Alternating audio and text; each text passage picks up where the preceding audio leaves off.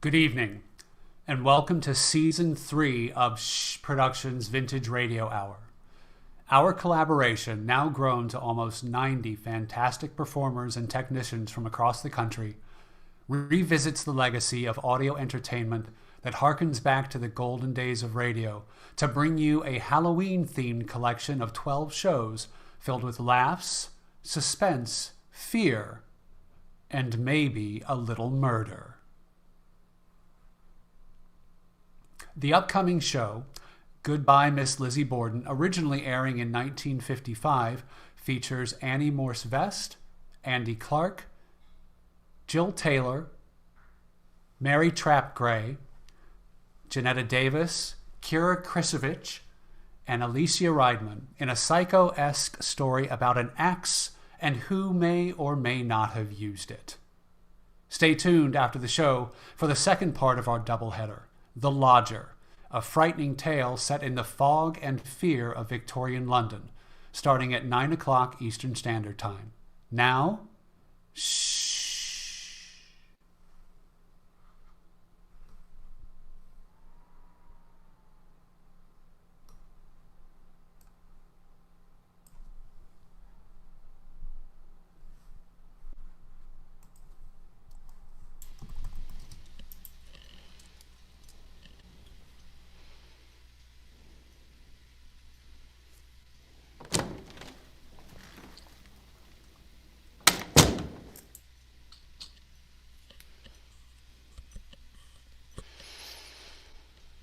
Oh, now what did I do with my purse? Oh, there it is. Oh, dear, I know I've forgotten something. Something. Is that everything, ma'am? Oh, yes, just the 2 suitcases. Oh, what are you doing with the trunk, expressman? There isn't any trunk, only 2 bags. I'm only going for a short visit. Well, I was told that I was to... It's my trunk, Miss Emma. I'm leaving. Oh, Maggie. It's all right, expressman. You can take the trunk out. Yes, ma'am. Maggie, you can't. Oh, I can't help it. I'm sorry, I really am. But I can't stand it another minute. Oh, dear, they all leave. They always do. What are we going to do? I'm sorry, Miss Emma. I've only stayed this long for your sake. I couldn't bear to leave you alone with her. Thank you, Maggie. But now you'll be gone off on your little vacation, and she'll have somebody else in the kitchen, maybe before you come back. Oh, dear Maggie. What shall we do? What are we going to do? Oh, I can't stand it, Miss Emma. I never feel alone in this house. I'm cleaning about, taking no evil, and then I get a shiver between me shoulder blades. And I turn around, and there she is, perfectly still, just looking at me, with that same look in her eyes she's had since the trial. It's more nobody can stand, and I'm leaving. I know, Maggie. She's always spying. She knows every move I make, I know. And never a party. No callers, not a friend to drop in of an evening. It's like a house of death. It is a house of death. I can't stand it any more than you can. That's why I'm going down to Fairhaven. I can't stand being cooped up with her any longer. Then you know what I mean, Miss Emma. Have you told her? Oh, no. If you want to know the truth, I was afraid to say anything. Thought I might get me trunk away with your things before she knew. Where is she? Upstairs. Well, you'd better hurry then. Goodbye, Maggie. Goodbye, miss. Oh, I'm sorry. And don't miss your train. Oh, I won't. I have half an hour yet, and it isn't as if there wasn't another one soon after, you know. Well, I know you, Miss Emma. Don't miss them both. Goodbye. Goodbye, Maggie. Oh, what am I going to do?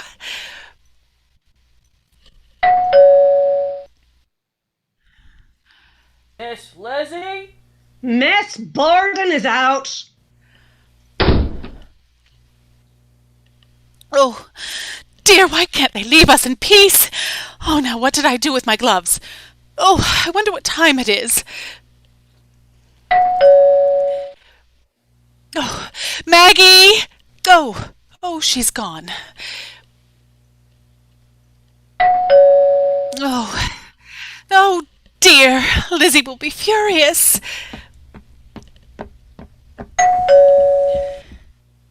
Oh, who is it? Who is it? Miss Borden? Oh, no, you can't come in. My sister won't see you. Please, take your shoe out of the door. So, this is the scene of the crime. Oh, please. Corpse found there. Oh, my sister. Blood spattered all over the walls. Had 'em repapered, haven't you? Oh. Nice, happy pattern, too. Ah, this is the picture, isn't it? The one that had 46 blood spots on it? You're Miss Lizzie Borden, I presume? Oh, no, I'm not. Well, I must say you're not what I expected. Out west where I come from, when a woman's tough, she's tough. Now, Miss Lizzie, I'm here I am not Miss Lizzie. I am Miss Emma. Oh, the sister. Well, that accounts for it. Well, Miss Emma, this is the second anniversary of the 2nd Street murders, isn't it? Just a couple of years since Mr. and Mrs. Borden were murdered by... Since my father and stepmother died. We don't talk about it. Well, I missed your sister's trial. Some old girl, I heard. She was acquitted. We don't talk about it. No, of course not. But the public is interested, you know. Now, I'm from Cripple Creek, Colorado, Miss Emma. Greatest town on earth. Pick up gold right on the streets. I represent the Cripple Creek Record, and I'm here to get some impressions for my paper. 2nd Street Revisited and all that. Oh, you're one of those nasty female reporters. Oh, Lizzie hates reporters. I know she won't listen to you for a minute. Ah, well. Hey, isn't that a picture of Pike's Peak on the wall? Oh, yes. It's quite artistic, isn't it? Oh, Uncle Morse brought it back to me from the goldfields. It's all he brought back. He painted it himself. Now, isn't that a coincidence? I'm from the Pikes Peak goldfields myself. Oh. Morse. Is your Uncle Morse an old codger, 60-ish maybe, with, A droopy mustache? That's it, a droopy mustache and sort of, Tall and thin. Oh, my goodness, do you know Uncle Morse? Oh, I should say I do. I knew him well in Cripple Creek. How is the old coyote? Put her there, Miss Emma. Any niece of old man Morris is a friend of mine. Oh, how do you do?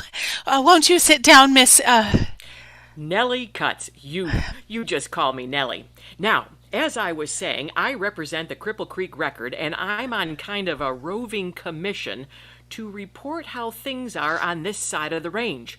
And listen, this Borden story's got everything.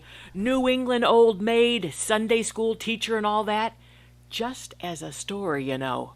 Color. She ups and kills half the family with an axe.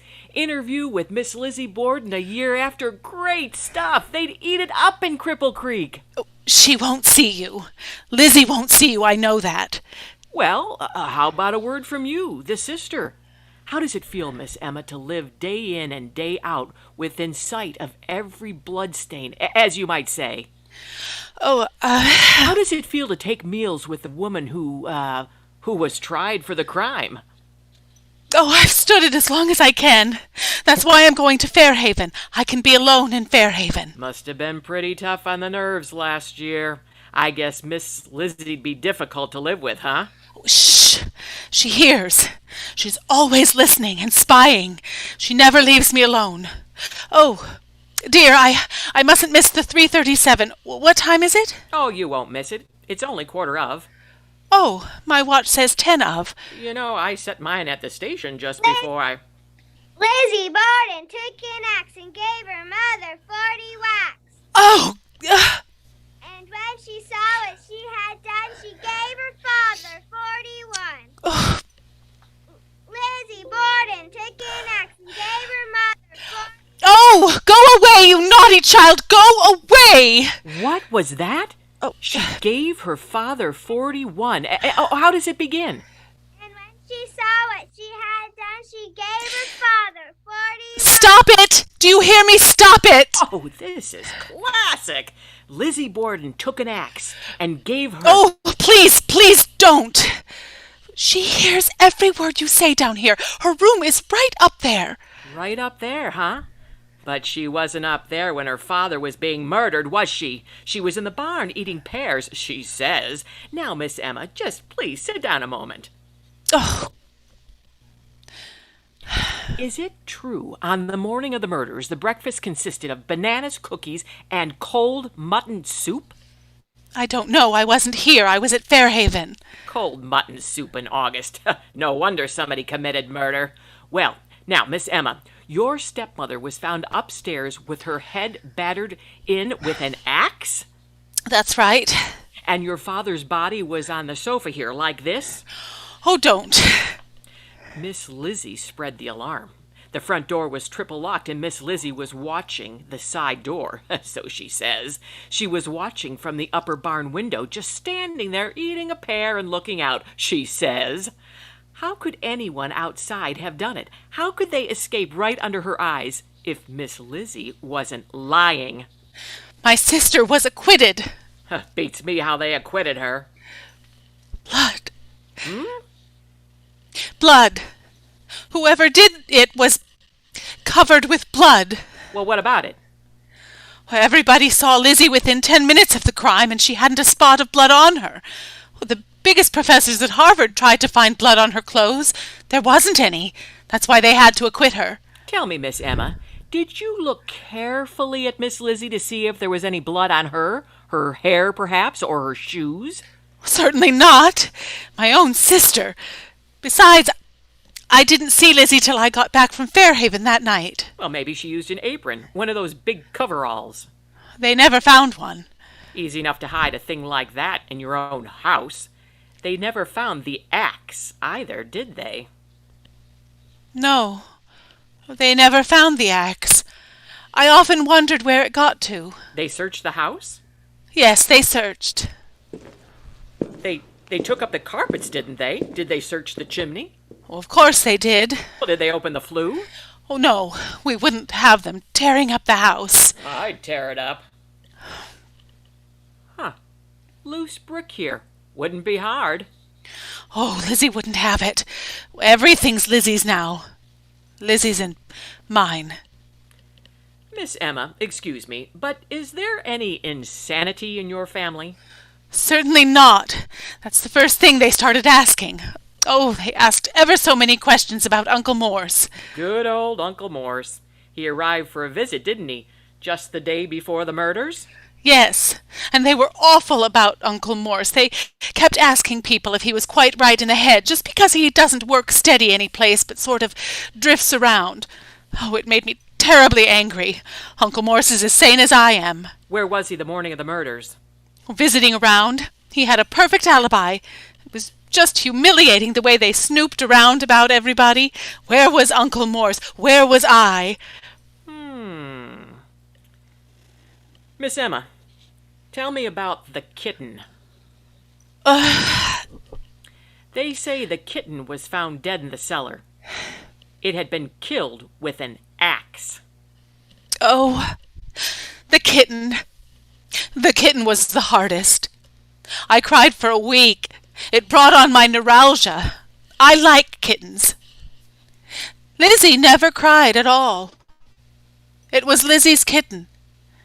She's a hard woman. Yes. Well, now, Miss Emma, let's get back to the fatal day. Mrs. Borden is lying in her blood upstairs. The servant is downstairs. She hears Mr. Borden at the front door trying to get in.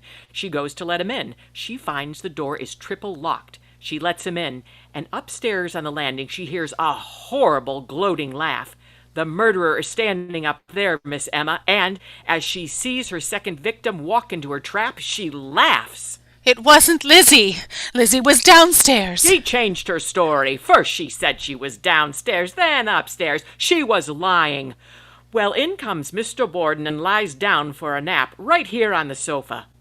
The murderer covers herself with something, then creeps up on the old man with an axe from behind like this, and brings down the axe again and again. No! Was it Miss Lizzie, was it? No, it wasn't Lizzie, it wasn't. Emma. You talk too much, Emma. Lizzie, this lady's an old friend of Uncle Moore's. You're going to miss your train, Emma. Oh, yes, Lizzie. Oh, dear, perhaps I should have called a cab. Oh, but it's only a step from here. Goodbye, Lizzie. Goodbye. Emma, Yes. you forgot your gloves. Oh, so I did. Thank you, Lizzie. Goodbye. Goodbye, miss. I represent the Cripple Creek Record, Miss Lizzie. A friend of Uncle Moore's? What color hair has the old man got? Gray. Bald as an egg. Good day, miss. But Miss Borden, my paper wants an interview. I don't give interviews. Just one question, Miss Lizzie. The blood-stained apron, where did it get to? I have nothing to say. And the bloody axe? Why wasn't the chimney back searched? Good day, miss. If you just say one word for my paper.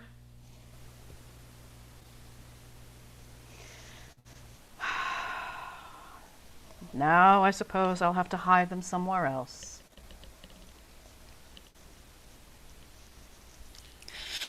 Oh, I missed the train. You can catch the next one. Lizzie, your apron and the axe. That's where they were all the time. Lock the door, Emma. You hid them there after? Yes. I was afraid Maggie would come down any minute. I hid them in the flue. I always wondered where they got to. I wondered how they could search and never find them. Father kept money behind that brick. He never knew I knew, and once he was dead, nobody knew about it but me. Why did you do it? There's a way, isn't there, to tell who's been handling a weapon? I don't know. You've always been the clever one. I don't see any marks. I don't either, but they say the police can. A Frenchman wrote a book about it. Besides, you bought the axe in Fairhaven. It has the store mark etched on the head. Why, Lizzie, you knew all the time. I saw you. I saw you from the barn window. You came out the side door and stood looking around, and I saw your face. That was all I needed. You ran into the street, and I came in and found Father. It was my apron and the blood. You needn't have used my apron, Emma. It was the handiest, Lizzie. And you'd brought the axe from Fairhaven. I only had a minute. I hid them in Father's hiding place. They were safe until that newspaper snooper began to get ideas. Why did you hide them, Lizzie? What else could I do? I hated her too, Emma. Oh, You don't remember our mother as I do. Or you couldn't have hated Mrs. Borden as I did. But Father, why Father? After what he did to Mother? Marrying that woman so soon after? Oh, you were always soft over Father, Lizzie. It's a relief, I suppose. Oh, time after time, I've wanted to ask you about things when they were asking me questions, cross-examining, keeping after me. Oh, I wanted so badly to know, so I would know what to say. But I never dared ask you. They had spies about me all the time. Oh, I made so many mistakes. When they asked if I'd seen anybody leave the house, I was on my guard not to mention you. I said, no, nobody. So they decided it couldn't have been a stranger that did it. It must have been Lizzie. Oh, I ought to have said I saw the murderer leaving, a big, bearded man with a bloody axe, but I wasn't used to lying. And when I went on the stand and told the truth, that I hated her worse than you did, they were sure I was lying to cover you. I had to lie about the laugh. I had to change my story and say I was up there laughing. Otherwise, they would have started asking, who was laughing? Whose laugh sounds like Lizzie's? Mine. I haven't laughed since. Neither have I. I haven't laughed since I found my kitten dead. Oh, Lizzie. Having to kill the kitten was the hardest. It brought on my neuralgia. I cried for a week over the kitten. I know you did. I cried because I had to do it, Lizzie. Oh, I should have understood then. After the kitten, I should have been on guard. You know, I was afraid at first they'd found out that you'd been away from Fairhaven. Oh, I prayed for guidance, Lizzie. All the time I was at Fairhaven, I stayed in my room and prayed for guidance. What's that got to do with it? Why, don't you see? When the answer came to me, I just got the axe and started for Fall River. They thought I was in my room the whole time. What a risk that was. Oh, no. No risk, Lizzie. My prayers for guidance were answered, don't you see? I was protected. I protected you. Why? I wonder why. I don't know. Because I've always protected you, I suppose. Because I enjoyed having the laugh on everybody, maybe. I never guessed. You had the laugh on me, didn't you, Lizzie? Didn't you know I knew? No, of course you didn't. What would you have done if they'd found you guilty? Gone through with it, I suppose. I'd have gone through with it before I'd given in to them. I guess you would. You were always a wicked, stubborn thing. Well, I used to get sick of it. The jail, reporters, examining, cross-examining. I'd get sick of it, and I'd think, I've had enough. I'll tell them now the truth. And then that prosecutor would come along with his pious face like a public statue, and the very thought of giving in and admitting I'd lied would make me say, no, I'll face it, they won't break me. And they didn't. No, they didn't. Besides, would have been giving in for nothing. They wouldn't have believed me. I suppose they wouldn't. I used to wonder, if they found me guilty, what would you have done? I used to wonder, too. But I had my guidance. I didn't let it worry me. No, it didn't worry you. Me, sitting there in court day after day, the crowd hating me. I know, Lizzie. Oh, how do you know? How do you know what I went through? The crowds staring, thinking I did it. The women who hiss at you at the courtroom door, they hate you. They want to see you dead. What do you know about it? What do you know about it, Lizzie? You had the easy part. You didn't have to do it. I thought it would be like chopping wood. It isn't. Wood splits.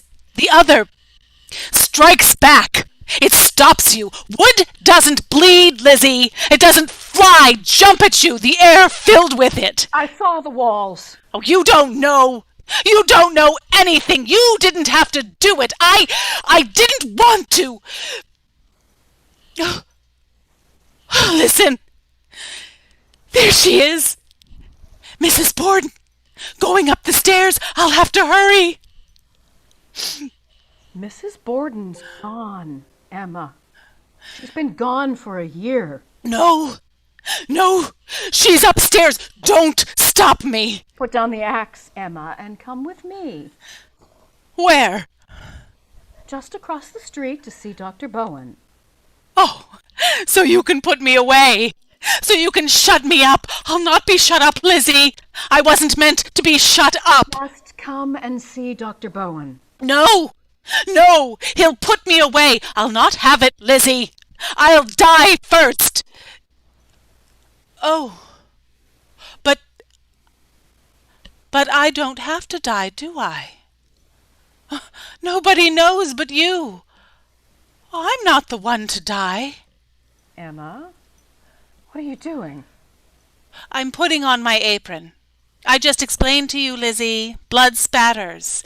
You don't want me to spoil my best fingerling dress, do you? Emma, listen to me. You have to go to Fairhaven. You'll miss the train. Emma! Emma!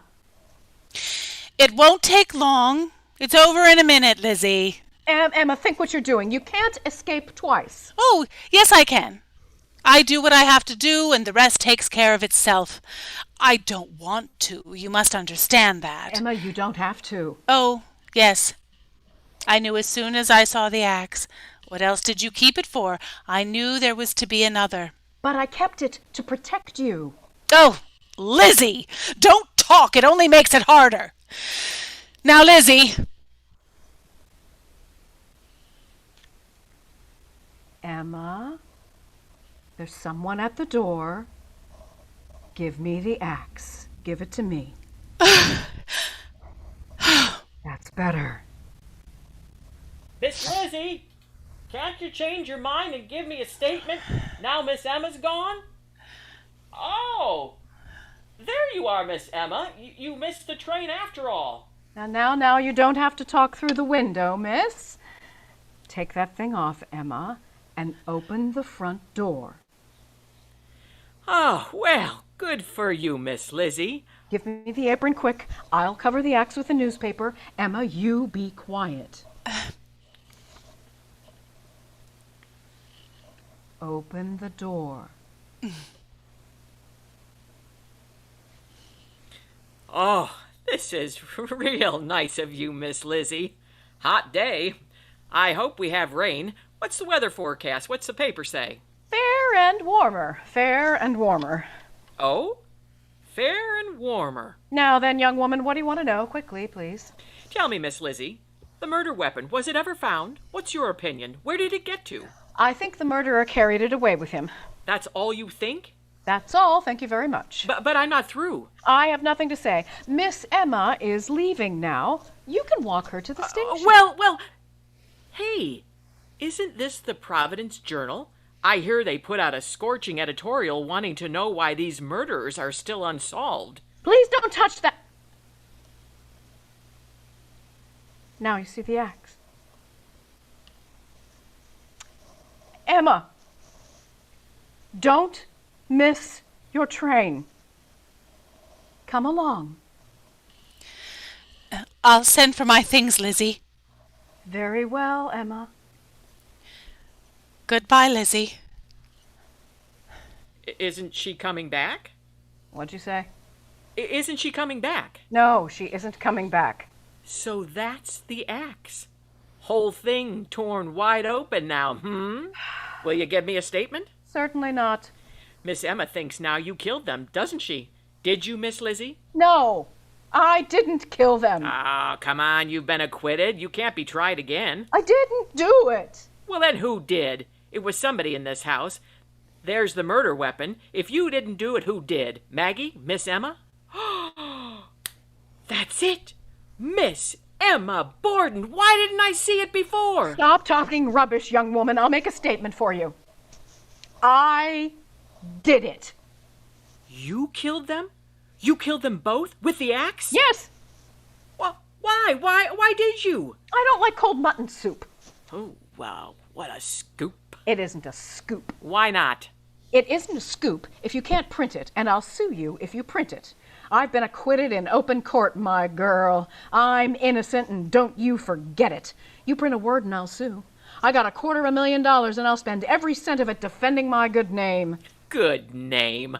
Everybody in Fall River knows you did it. You just admitted it yourself. Never mind what I admitted. You just keep your tongue between your teeth. You're not going to print that story so you can tear up those notes of yours. I certainly will not tear it up. I have a duty to my paper. I said tear it up. You wouldn't. Tear it up. Of course, Miss Lizzie. Glad to oblige. Now you can put down the axe. Thank you, Miss Lizzie, for your time. I'm just going. Go on, open the door, go on. Yes, of course. Thank you again. God, no wonder Miss Emma isn't coming back. Goodbye, Miss Lizzie.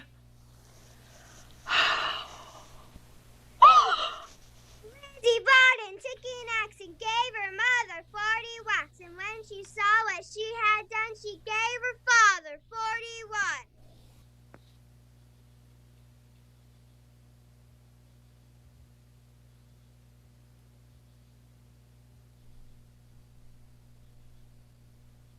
Thank you to our wonderful performers, our Houdini-esque production manager, Tori Purdue, our inspired composer, Chris Sanchez, for all of the original music, and to you, our audience. We hope you enjoyed the show. Stay tuned for the second half of our doubleheader, The Lodger, a story that reinforces the need to always check references. That episode is coming up at 9 o'clock, and we have another doubleheader next week. So tune back in and shh.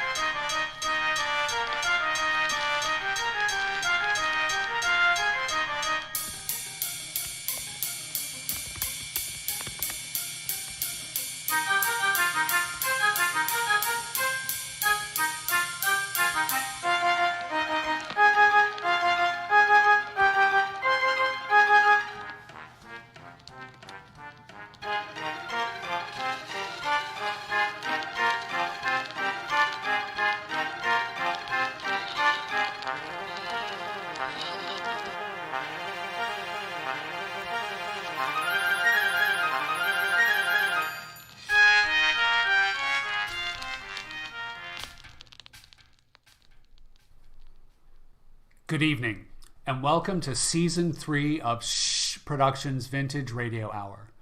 Our collaboration, now grown to over 80 fantastic performers and technicians from across the country, revisits the legacy of audio entertainment that harkens back to the golden days of radio to bring you a Halloween-themed collection of 12 shows filled with laughs, suspense, fear, and maybe a little murder.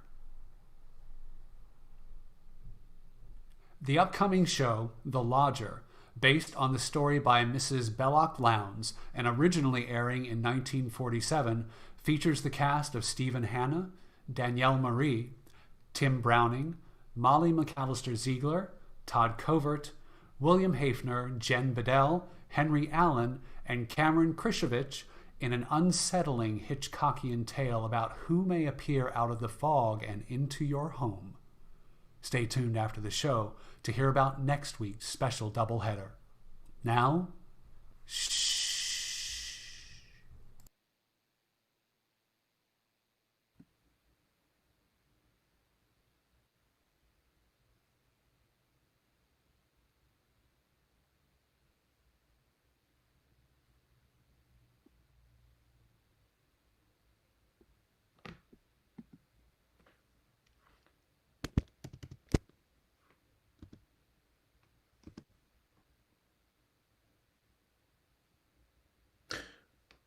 All right, men. I guess that's all. Put him on the stretcher and we'll take him to the morgue. Oh, must I stay, Inspector? For a while, Mrs. Bunting. I need all the details for my report. Oh, that such a thing could happen here in my own house. Go on, Mrs. Bunting. You said you were looking for a lodger. Yes, Inspector, we had to. But I never dreamed such a thing could have happened here. To us, why, it was only last Tuesday night me husband and I were sitting before a fire while we read in the newspaper about the latest murder. The 5th by the Avenger. I remember saying distinctly, this Avenger person could be the fella standing next to you, or maybe the man you bump into. It's a terrible thought. Yes. But it appears to me that the Avenger's too quick for the police. Oh, and look here. It says this girl he got last night was like all the others. Pretty, blonde, and she'd just come from a musical, exactly like all the rest of the victims. Oh, what a pity. Helen, have you stopped to think who fits that description perfectly? Our own Daisy. What a pretty thought, darling. It's a good thing she's with her aunt instead of here in London. London ain't a safe place for any girl now. Oh, just the same. I can't help thinking how fine it'd be to have her here with us. Well, there's no sense in even talking about it. We just can't afford it. I know that, Ellen, but I've hoped we could manage it some way. Oh, haven't I scribbed myself half crazy trying to keep us going? I know, Ellen. Well, don't you go worrying about it. I think we can. Oh, now, who do you suppose that could be knocking at the door? Could it be someone looking for a room? Oh, I wish it were. Then you could have your Daisy back. I went to the front door, and when I opened it, there stood a man wearing a black cape and hat. He carried but a single piece of luggage. Good evening, sir. I saw your sign. It says you have a room to rent. Oh, yes, sir. Please, won't you come in? Oh, thank you. Could I take your cape, sir? No, I'm looking for a quiet room, but it should be very quiet. Oh, we have just that, sir, just that. Above all, our house is quiet. Your bag, sir, may I take it? No! Just show me the room, please. Oh, Yes, sir. It's right up these stairs, sir. This way. You see, sir, there's just me husband and me here, and we're ever so quiet. I'm sure you'll find this room to your liking. Here we are. I think I like this room. It is pleasant, isn't it, sir? There's not many rooms with such pretty pictures now, is there? Oh, I don't know. Pretty pictures interest me very little. What I like about the room is the simplicity. I like the bareness. I think I'll take it. Hey, what is your name? Oh, Mrs. Bunting, sir. All right, Mrs. Bunting. I'll take the room. Yes, sir. And please, sir, let me help you with your luggage. No, don't you touch it. But I only wished. You only wish to help, of course. I understand, Mrs. Bunting. Forgive me. It's just that I'm so very weary. I'm tired. I do a lot of studying. Oh, of course, sir. Of course. You can see how few things I need. Just what's in this bag. But this is my favorite book, the Bible. It's a good book, Mrs. Bunting, isn't it? Indeed it is, sir. Yes. It says, he brings them to their desired haven. Beautiful words, huh? Now at last, I found my haven of rest. If I pay you 30 shillings a week for this room, is that satisfactory? 30? Why, yes, sir. Yes, sir. That will be quite all right. My name is Sleuth. Sleuth? Yes, Sleuth. Sleuth. Think of a hound, Mrs. Bunting, and you'll never forget my name. And here are your 30 shillings. Thank you, sir. And would you be wishing anything now? Supper, tea? No, nothing. Good night, Mrs. Bunting. Yes. Good night, sir. Please, stop that! You hear? Oh, sir, what did I do? You were humming. That's music. But Music is an instrument of sin. Yes, sir. And you did tell me, Mrs. Bunting, that your house would be absolutely quiet. But it is, sir. I didn't mean any harm. Believe me, sir. I believe you. I'm sorry I spoke sharply. I know you are trying to be considerate and kind. Oh, thank you, sir. By the way, Mrs. Bunting, I think I would like some bread and some tea. Oh, certainly, sir. I'll have some in an instant.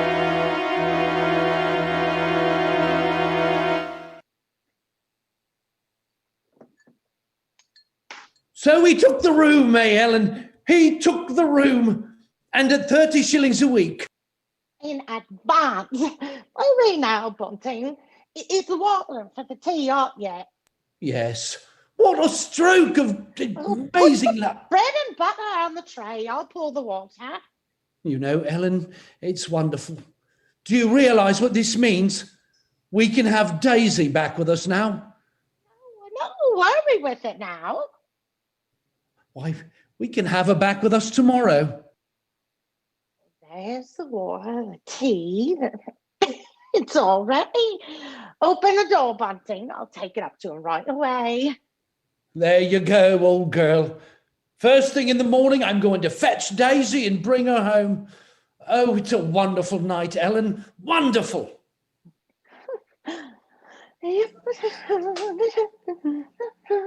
Oh, I mustn't. She has cast down many wounded from her. Yea, many strong men have been slain by her. Come in, and to know the wickedness of folly. Oh, why, Mr. Sleuth, you... Yes, what is it? Well, those pictures, those pretty girls. You turned all their faces to the wall.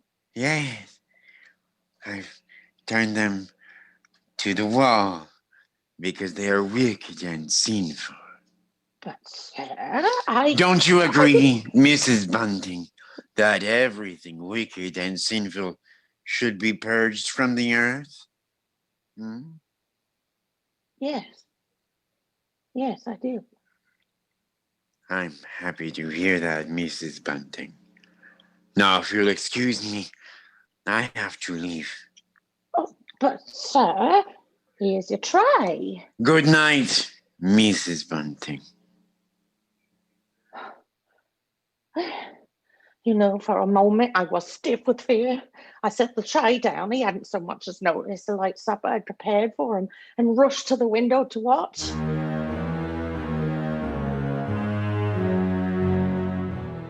He came out of the cottage and moved off down the street, his black cape swirling about him. Finally, he was lost in the fog. I don't know why, but I stared after him for a long while. Well, I did the dishes, got ready for bed. I lay there thinking. It was almost dawn before I'd convinced myself that at most he was a trifle odd. After all, paying 30 shillings, maybe he had a right to strange ways. It was daylight when suddenly I was awakened by the newsboys' shouts in the street.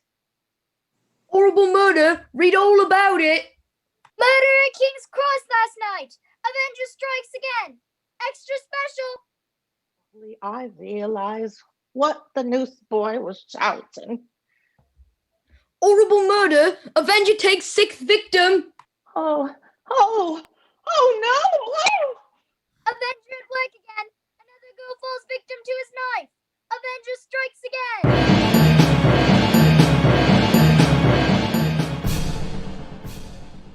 And now, Mrs. Bunting, what did you do the morning you learned the Avenger had murdered his 6th victim?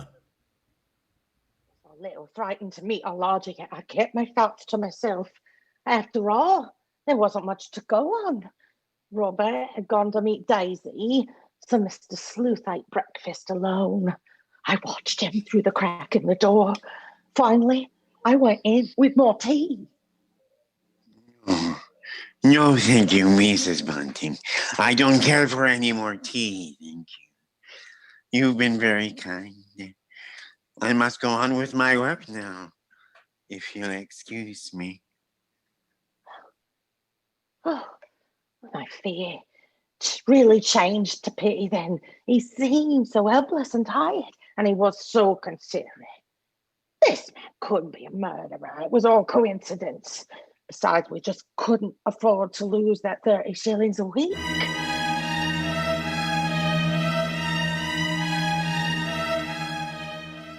Around 10 in the morning, he left the cottage and I decided to go upstairs and have a look about his room. I had to find out what he carried in his one piece of luggage. It wasn't a bag.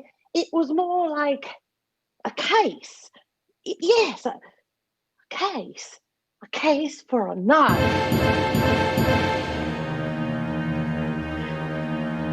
I rushed upstairs, my heart beating wildly at the thought I had of the case. There wasn't anything in his closet. I went to the chest of drawers against the wall. Nothing in the top one. In the next one, there were some socks, underclothes. The next one was empty. There was only one place for a small, narrow case. The bottom drawer. It was locked. Oh, I pulled at it, and then suddenly I heard the front door open downstairs. I rushed out of the room and down the hall. Oh, you're upstairs? Ellen, look! Look, Ellen, Daisy's here. Oh, thank heaven. Oh, Mother, it's so good to see you. Oh, it's so good to be home. Why, whatever's the matter? Yes, you're quite white, Ellen. I'm all right. It's just that I wasn't expecting you so soon. Oh, well, it's good to be back. The country's all right, but there's nothing like London now, is there? No, there isn't.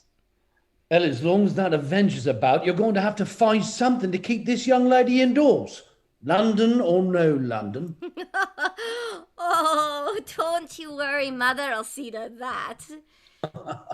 Well, Daisy, I might as well get you settled. You see, Father, what did I tell you? She'll have a dust cloth in my hand before I have my coat off. Mr. Sleuth. Why is my door open? We were just leaving, sir. Have you been in my room? Oh, not at all, sir. From now on, Mrs. Bunting, I shall keep my room locked. But you see, sir, I was just tidying up a bit. And Mr. Bunting, he brought our daughter home. And she just arrived.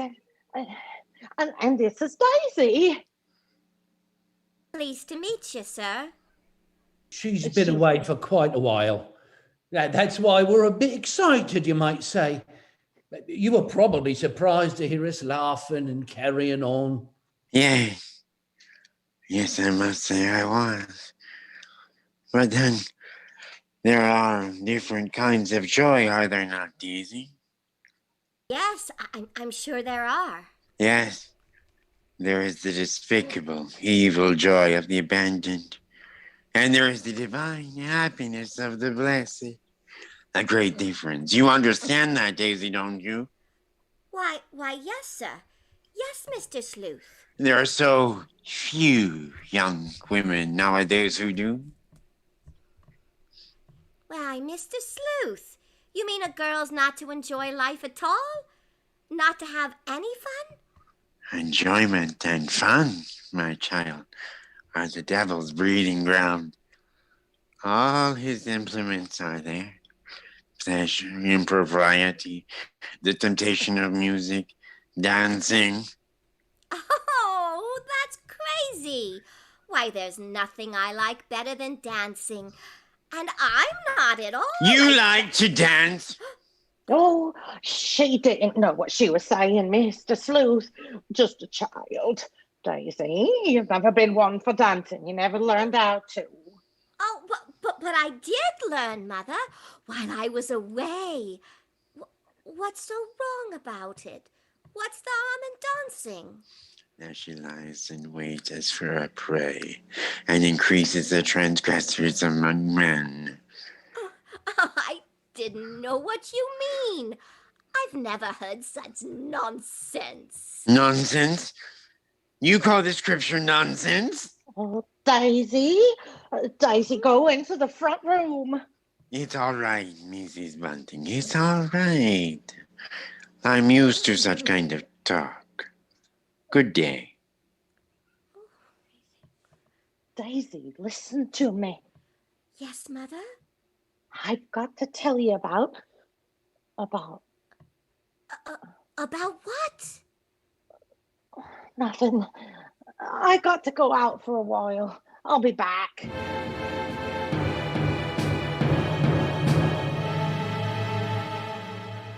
For a moment, I was about to tell her about my awful suspicions, but I stopped.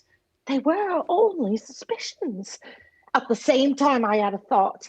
I go to the coroner's inquest they were having into the Avenger's latest victim. I was hoping to hear something that said that would clear my suspicions of the lodger. At least I'd give him his last chance. A lady was testifying as I took my seat. She'd seen the Avenger from her window, she said, and her description of him didn't tally with Mr. Sleuth. I can't tell you how relieved I was till it was pointed out she couldn't possibly have seen anyone that night from a window because of the fog. The next witness was a Mrs. Cano. I leaned forward anxiously as they tried to swear in and began asking her questions. You say, Mrs. Cano, you're positive you saw this man? Positive, sir. It was only a few moments before the murder that I saw the Avenger. Describe him. He wore a black cape, I believe, and was very gaunt-looking. And he was carrying a small handbag. A handbag? Yes, a small, narrow handbag. Such a one as might contain a knife. A knife! Silence in the court! He had a low, hesitating voice. I'd say with something of a continental accent. An educated man, I judge, but quite mad. What do you mean by that? Well, as he emerged from the fog, he was talking aloud to himself. Believe me, sir, he was reciting scriptures from the Bible. No!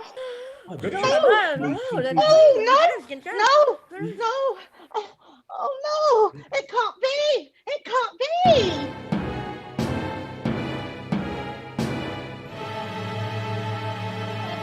Any doubt about it now? Mr. Sleuth Alodger was the murderer.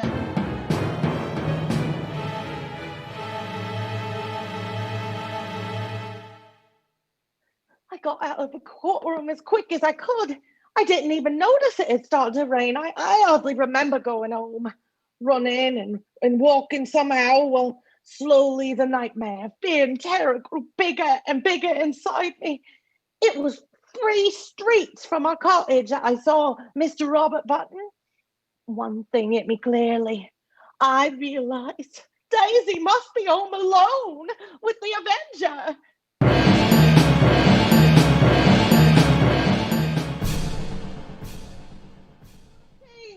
Bunting!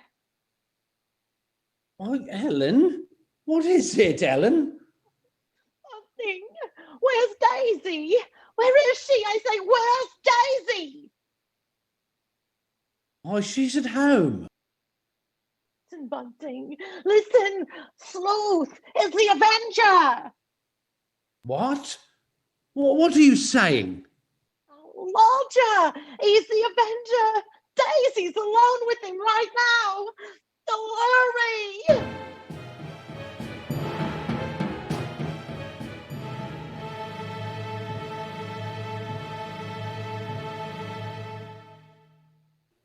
Listen to me carefully, my child. Rejoice with me in your heart. For the moment is at hand, you're not afraid, Daisy, are you? No, I'm not afraid. You're very beautiful, and you should live in the ways of righteousness. You hear me, Daisy? You want to live in the ways of righteousness, don't you? Well, yes. Yes, I do. I know you do. And that is why I've been sent to purge your soul, so that you will be elevated beyond all sin and evil. You like to dance, Daisy, don't you? 6 have gone on before you, and they are beyond all sin and evil. You are the 7th to be elevated, my child. And my work is almost done. For the 7th, I have promised a disappointed hour.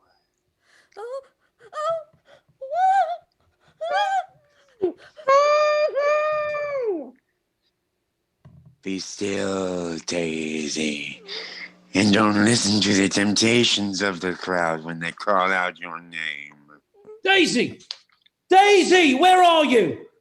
Daisy! Because I am here to save you from all evil and wickedness that consume you like the wildfire of scarlet and crimson. In Mr. Sloth's room. Come, Bunting, help me. You like to dance, don't you? Yes, I do. Oh, you're in there. She's in there. I know she is. Look at me, my child. Look at me, and do not fear me, and do not tremble. Woe to them that call evil good, and good evil. Open the door. Open it, I say. Open it. And put darkness for light, and light for darkness. Look out, Allen! I'll break it in. And therefore, I must bring you down like the lamb to slaughter. I lift my hand with the flaming sword. Sing hooray! Give me that bar. For now comes the vengeance and the time to rejoice. He's in there. Oh, Bunting! Oh, hurry, Bunting! Oh, stop him! Now. Stop him! He'll kill her! Daisy! Come here! Drop that Now knife, is you the fiend! time to Drop it! rejoice. Oh, Mother! Here, darling! Oh, thank God! You're safe! You're safe! Drop that knife, you fiend! Take away your hand. Drop it! Let go of me. Get away. Don't you know that such that are for death to death, and such that are for the sword to the sword, and no one dare to have pity upon them? Yeah, yeah. Watch out, Daisy! Knife! It's knife!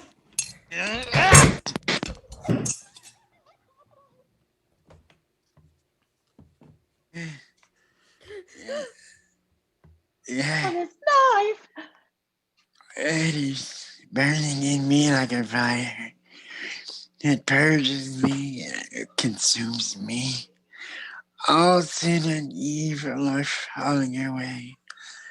Praise and glory. For it is I who is the seventh. Yes, vengeance is fulfilled.